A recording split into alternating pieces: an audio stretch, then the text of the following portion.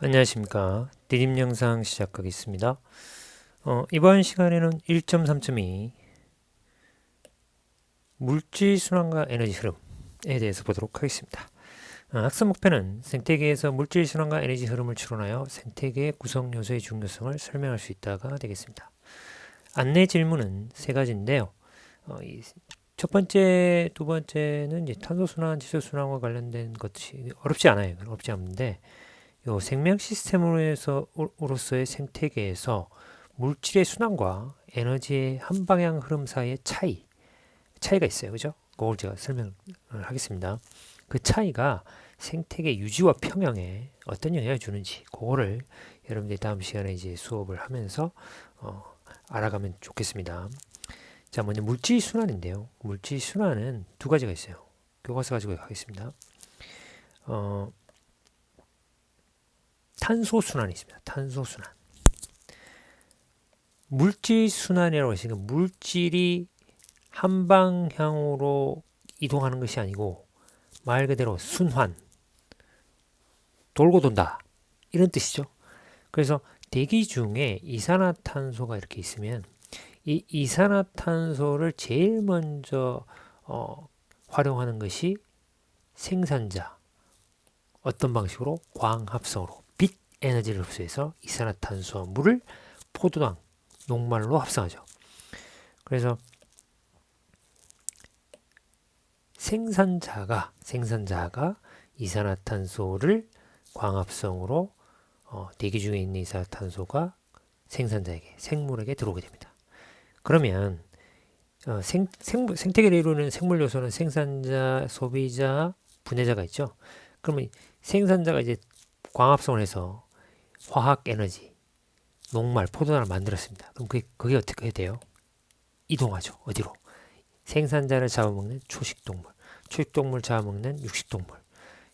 그 다음에 생산자, 소비자, 분해자가 죽었어. 사체, 배설물 이런 것들을 또 누가?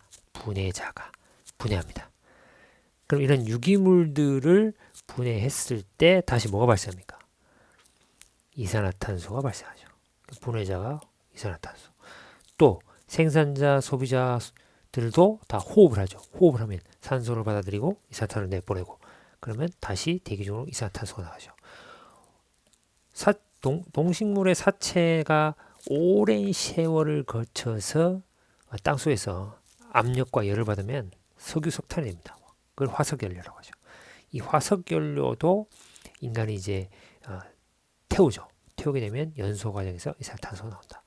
그럼 다시 대기 중에 있는 이산화탄소는 어떻게 됩니까? 식물의 빛 에너지 광합성으로 다시 생물학에 돌아오고 이 과정들이 끊임없이 순환이 이루어진다. 이게 탄소 순환에 대한 이야기가 되겠습니다. 그 다음에 질소 순환입니다.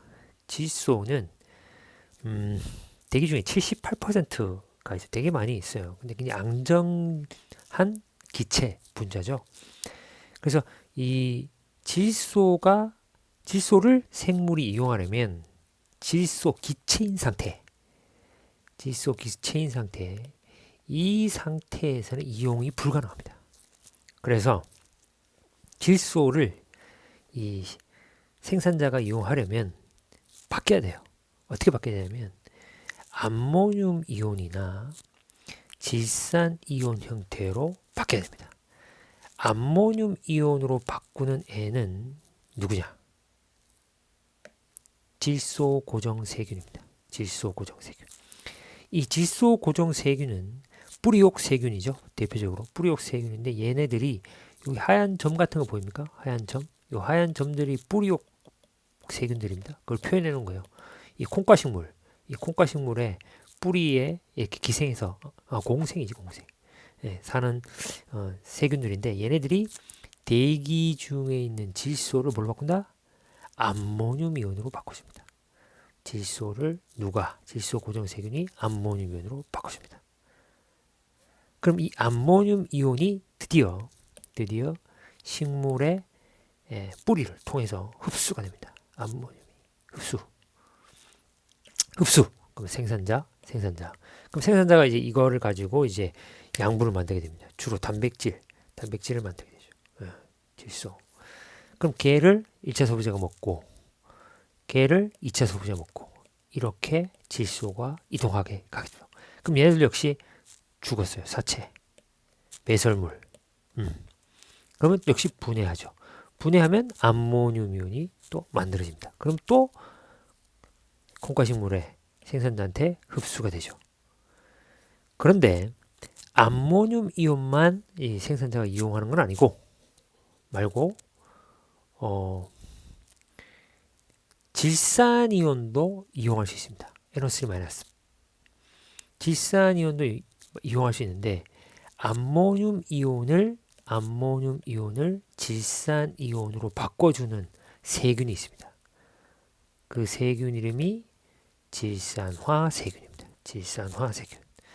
조금 전에 있는 뿌리옥 세균은 질소 고정 세균.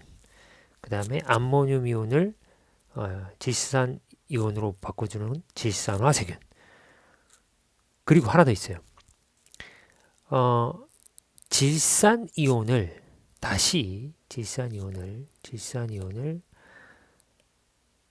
질소로 바꿔주는 세균도 있습니다.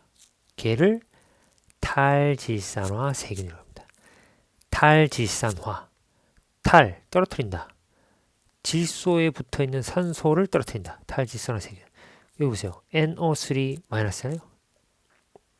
크게. 여기 보시면 NO3-잖아요. 질소에 붙어있는 산소를 떨어뜨리죠? 그래서 탈질산화 세균. 그렇게 되면 어떻게 된다고? 다시 질소로 돌아간다. 그래서 질소 순환에는 세 가지 세균이 관여한다. 질소 고정 세균, 질산화 세균, 탈질산화 세균. 이 세균들이 관여하고 이 질소가 암모늄 이온과 질산 이온으로 바뀌면서 식물에게 흡수가 되고 계속해서 순환하면서 탄소 순환과 마찬가지로 질소도 생태계 내에서 계속 순환하게 된다. 근데 선생님이 설명 하나 안 했는데 공중방전이 뭐냐? 번개가 막 치잖아요. 이 번개가 막 치게 되면 질소가 질산 이온으로 바뀌기도 합니다. 예, 그거를 표현하는 겁니다. 자, 그다음 물질 순환했고 이제 에너지 흐름에 대해서 보도록 하겠습니다. 생태계에서 에너지 흐름인데 여기 써 있네. 생태계가 유지가 되려면 태양으로부터 빛 에너지가 계속 유입되어야 합니다. 태양으로부터 빛 에너지가 계속 들어와야 돼. 예. 안 그러면 유지가 안 됩니다. 물질은 순환했지만 에너지는 한 방향으로만 흐릅니다. 그래서 태양 에너지에서부터 시작해서 빛 에너지가 식물한테 광합성을 하게 되면 화학 에너지로 전환이 되죠. 그런 다음에 얘가 일부는 다시 호흡을 통해서 호흡 과정에서 식물도 호흡하죠. 산소를 받아들이고 이산화탄소 내보냅니다. 광합성은 이산화탄소를 흡수하고 산소를 내보내지만 호흡 과정에서 열 에너지로 방출됩니다. 열 에너지. 그럼 마찬가지로 이 화학 에너지를 1차 소비자가 얻고 다시 1차 소비자가 열 에너지로 일부를 방출하고 1차 소비자를 2차 소비자가 먹고 그럼 화학 에너지가 1차에서 2차로 전달되죠.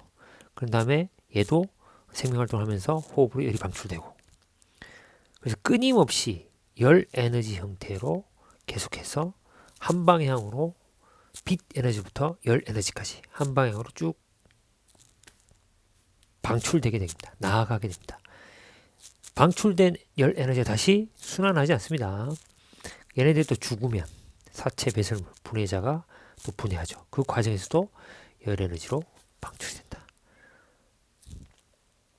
자, 그다음 생태 피라미드입니다. 생태 이거는 이제 익숙하죠. 여러분들 1학년 때도 했었기 때문에 생태 피라미드 뭐냐? 다시 한번 개념을 보면 먹이 사슬에서 각 영양 단계에 속하는 생물의 에너지량, 개체수, 생물량을 하위 영양 단계에서부터 상위 영양 단계로 차례로 쌓아 올린 것. 생태 피라미드라고 합니다. 이제 밑에 그림들이 나와 있죠. 에너지 피라미드, 개체수 피라미드, 생물량 피라미드. 세 가지가 제시되어 있습니다.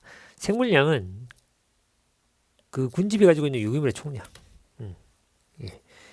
피라미드 이 생태 피라미드 위로 올라갈수록 어떻게 돼요? 점점 작아지죠. 그죠? 이렇게 작아진다. 네, 그런 특징이 있다. 자, 왜 작아지냐? 왜 작아져요? 에너지만 얘기해 볼게요. 에너지만. 에너지는 자, 빛 에너지를 생산자 흡수를 했죠. 이 정도 흡수했어. 그럼 얘가 얘를 잡아먹는 1차 소비자가 얘를 먹고 이 정도 가져갔어요. 그런데 왜 이렇게 자꾸 줄어드냐? 에너지, 열 에너지로 계속 어떻게 돼요? 방출되어 나가기 때문에 올 상위 용량 단계로 갈수록 에너지는 점점 줄어들겠죠. 네. 그 다음 에너지 효율. 요것도 1학년 통과 됐었는데 에너지 효율은 전 영양 단계가 보인 에너지 총량분의 현 영양 내부의 에너지 총량.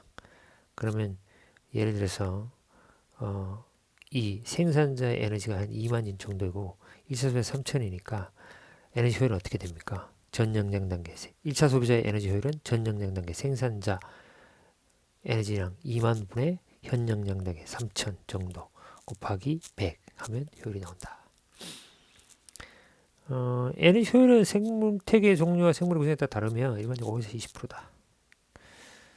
뭐 계산할 수 있겠죠. 요거. 네. 그 다음 요거는 이제 그 1학년 때는 안 나온 개념인데 유기물의 생산과 소비에 관한 건데요. 생산자가 일정 기간 동안 광합성하여 만든 유기물의 총량을 총생산량이라고 합니다. 총생산량. 네.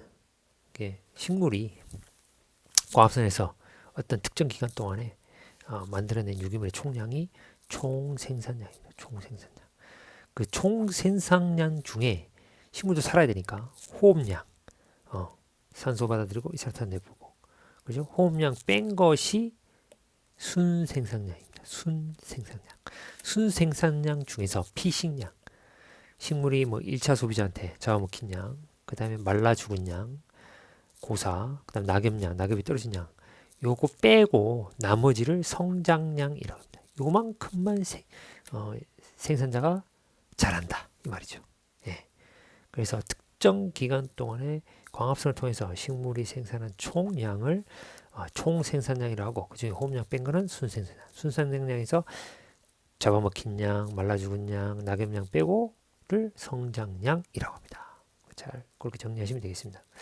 그 다음 생태계 평형. 생태계 구성 요소가 유기적으로 상호작용하여 생태계에서 생물 군집의 종류와 개체수, 물질의 양, 에너지 흐름 등이 안정된 상태를 유지하는 것이 생태계 평형입니다. 생태계 평형을 이루는 생태계에서는 물질 순환이 안정적으로 이루어지고 먹이 사슬에 따른 에너지 흐름도 원활하게 이루어진다. 네. 안정된 생태에서 평형을 이루는 생태계는 그렇죠. 근데 평형이 깨지면 물질 순환도 안정적으로 안 되겠고 에너지 흐름도 원활하지 않게 되겠죠. 자, 이번 시간에는